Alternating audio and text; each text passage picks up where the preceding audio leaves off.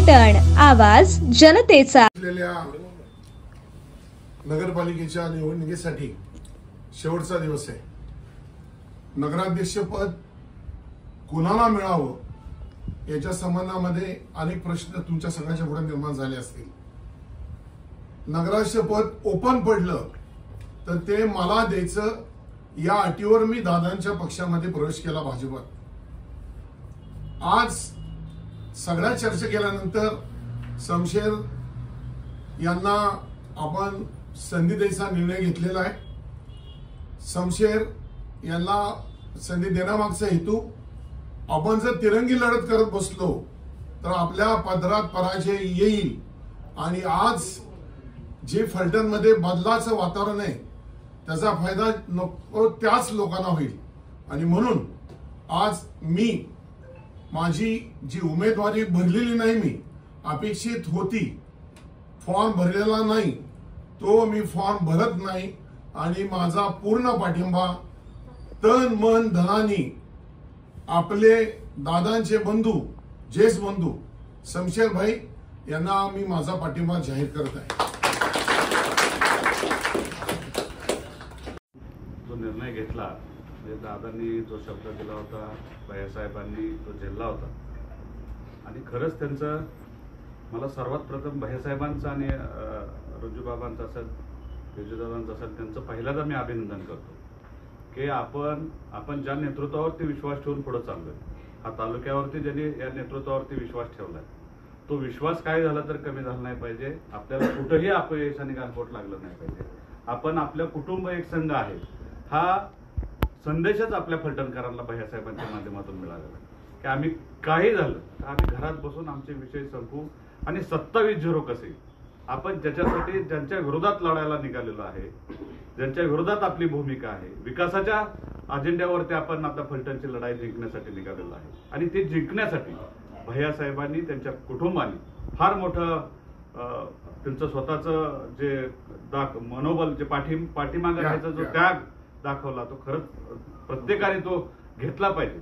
आता आपल्याला जर 27-0 करायचं असेल तर प्रत्येकाने आपण हाच विचार करून, भैयासाहेबांच्याकडे काय कमी होतं, सगळं होतं, पण तरी सुद्धा पक्षासाठी, नेतृत्वासाठी त्यांनी त्यांची माघार घेतलेली आहे आणि कुठलीही आट न ठेवता माघार घेतलेली आहे. हाच आदर्श आपण सगळ्यांनी, आता नवीन उमेदवार असतील, कुणाला मिळेल कुणाला मिळणार नाही, सगळ्यांना सगळं देणं शक्य होत नाही, पण या कुटुंबासाठी आणि फलटण तालुक्याच्या विकासासाठी आणि फलटण शहराला चांगलं बनवण्यासाठी आपण प्रत्येकाने हाच निर्णय, हाच आदर्श भैयासाहेबांचा घ्यावा, एवढंच मी या निमित्तानं सांगतो. आणि भैयासाहेबांचं मी मनापासून आभार व्यक्त करतो, त्यांच्या कुटुंबाचं मनापासून आभार व्यक्त करतो की तुम्ही जो घेतलेला निर्णय, तुम्ही जो द्याल, तुम्ही सांगाल ते आम्ही निश्चितपणाने या फलटण शहरासाठी तुमच्या नजरेतून फलटण शहर कसं बनवायचं तुम्ही घ्याल तो निर्णय आम्ही मान्य करू, एवढा शब्द तुम्हाला या निमित्तानं देतो. आणि निवडणुकीच्या पूर्वीच आदरणीय भैयासाहेबांनी या शहराचं नेतृत्व करावं अशी माझी, तात्यांची आणि आमच्या सर्व पार्लमेंटरी कमिटीची धारणा होती. विशेष करून सातत्याने त्यांच्या अनुभवाचा फायदा व्हावा या दृष्टीने मीच भैयासाहेबांना सांगितलं होतं की आपण शहराचं ओपन पडल्यानंतर नगराध्यक्षपद भूषवावं अशी प्रामाणिकपणे मनापासून इच्छा होती.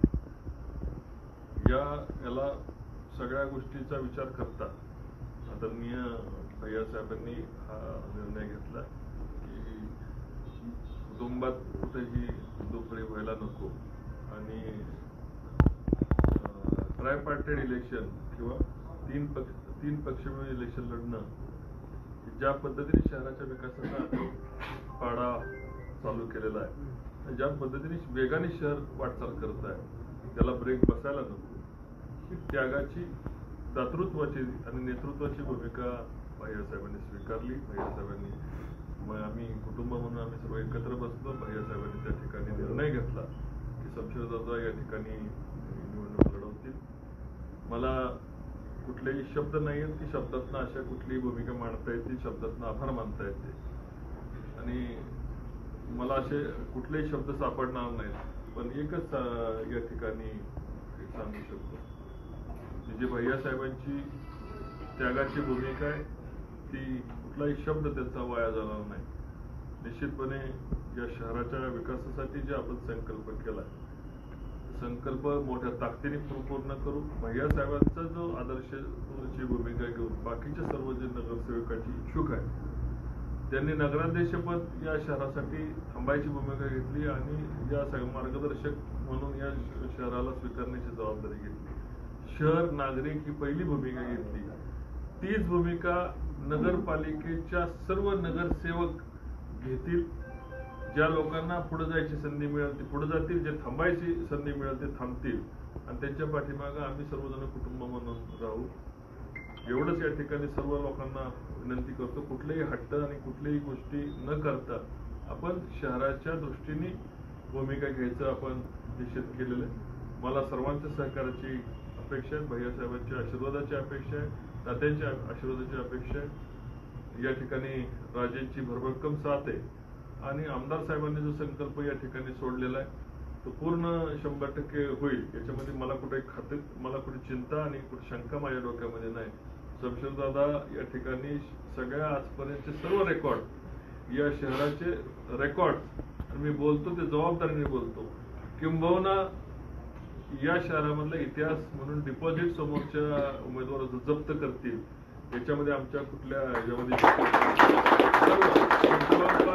माझ्या ज्या सर्वेप्रमाणे 15 ते 16 ठिकाणी शहरामध्ये डिपॉझिट झालं आणि ते डिपॉझिट या भविष्यातल्या गेलेले डिपॉझिट ज्या पद्धतीने नाकर्तेपणाने नगरपालिका चालवली त्याचं उत्तम उदाहरण पुढच्या जिल्हा परिषद पंचायत समिती इलेक्शनला हे दिसणार आहे.